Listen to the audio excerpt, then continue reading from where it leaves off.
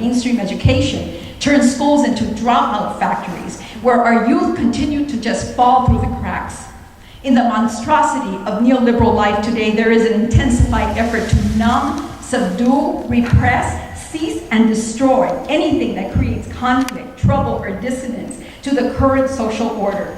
Youth especially are surveilled and monitored in schools, on the streets, by a system that fears their potential to disrupt, given their domestication is not yet guaranteed, precisely because of their youth.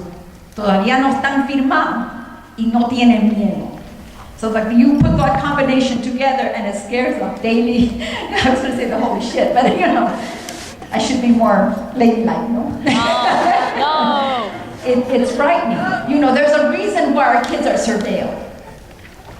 Yet, what most of us working in the critical tradition understand is that youth involvement in community struggle stimulates the formation of intellect, cultivates the development of consciousness, and I would argue inspires and contributes great beauty to the world. A phenomenon that led José Martí otra vez to say, cuán hermosa generación de los jóvenes activos.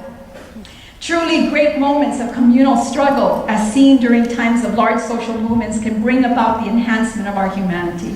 Through collective moments of great love that tear down the separations between us and propel us collectively, even if only temporarily, beyond the mechanistic paradigm of capital, a paradigm that disparages human forms of existence outside of its elitist patriarchal privilege and culture of perpetual war. Porque we have to really deal with this. We don't deal. The United States has been in perpetual war.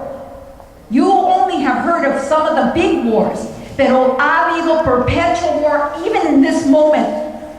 There are perpetual wars all around the world, por todo el mundo.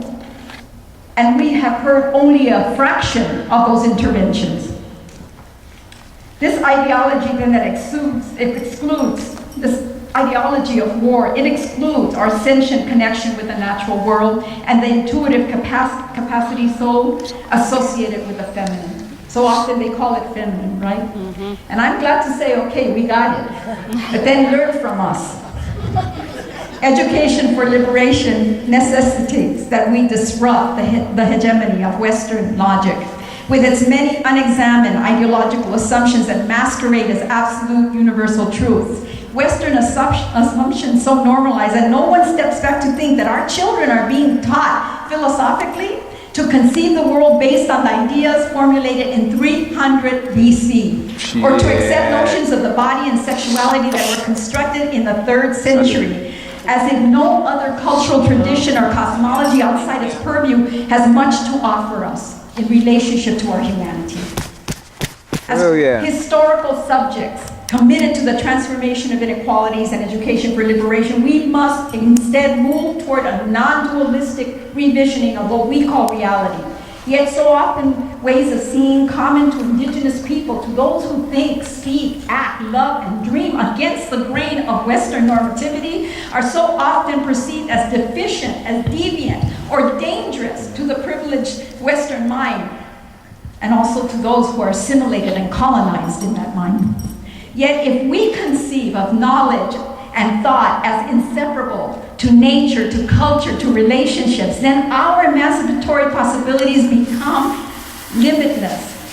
From such a vantage point, our thinking is not a passive regurgitation of memorized sterile facts, nor can any tradition claim a definitive and final theory about the nature of relationships or social organization or education, or even what it means to be human.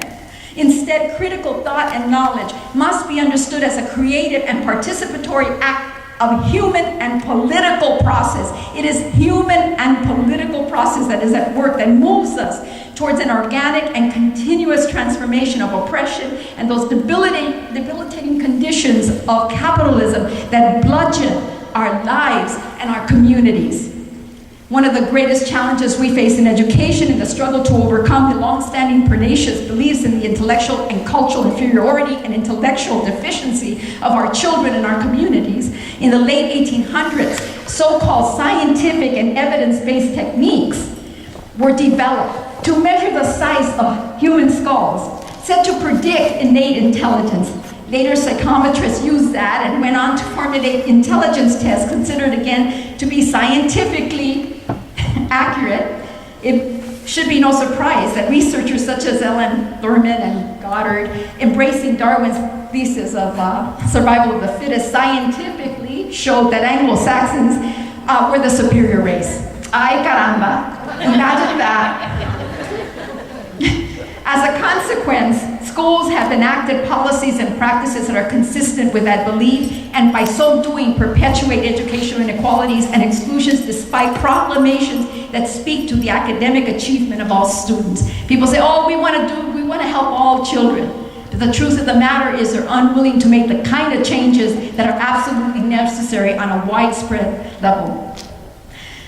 Many educational policies and practices that are really problematic are related to culture and language, assessment, testing, homework, suspensions, and all the like actually function to reinforce the larger social problems, such as dropout rates and unemployment and homelessness and poor health care and incarceration. These things work. I always want it's a web. Todo está interconectado. It's all, we're not just doing a little class in our classroom. The way that we're teaching kids in the classroom is absolutely linked to certain consequences. And what it means to be a critical educator is that we're willing to look more deeply and far beyond the classroom to understand the impact of our work. Yet many of our youth resist and risk the consequences of dissent because they simply cannot accept the dehumanizing impact of whitewash domination, so readily reproduced even within a popular culture that masquerades as being youth-centered. Many youth today speak truth to power, whether it is in the street actions to call for justice against police shootings, or the struggle for racial studies in Arizona, or immigrant rights protests right here in Chicago, or DREAM activists in Washington, D.C., or UPR students fighting the impact of neoliberal policies in Puerto Rico. Rather than sitting back passively, these young people have courageously committed to be freedom fighters in pursuit of self-determination and the well-being of our communities. Working-class Puerto Rican youth and other youth of color must contend with racializing practices that seek to silence their voices and their participation within communities and within institutions. Many teachers are simply ill-prepared to meet the needs of students today, and even less the needs of disenfranchised youth of color.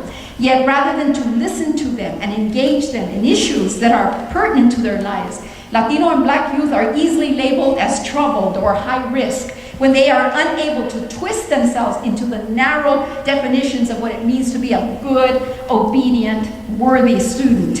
Unfortunately, these deficit attitudes of teachers and administrators often result in egregious racializing practices that lead to high rates of suspension, expulsions, and school pushouts.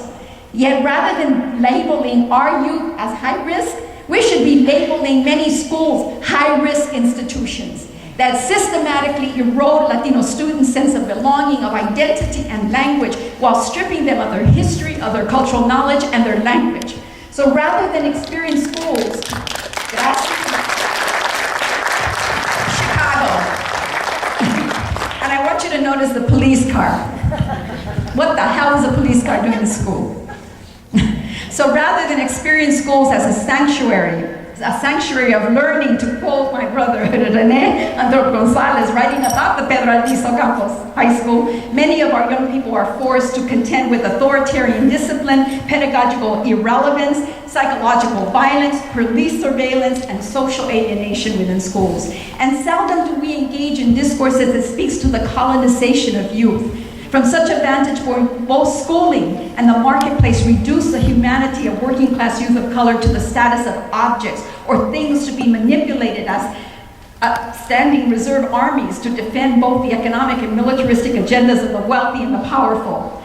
And traditional education springing out of the one-dimensionality of advanced capitalism simply becomes another facet of thingification, as articulated by the Caribbean poet and political figure Césaire. He expressed great concern for the destruction of communities and societies and nations, and for the millions of men and women torn from their gods, their land, their habits, their life, from the dance, and from wisdom.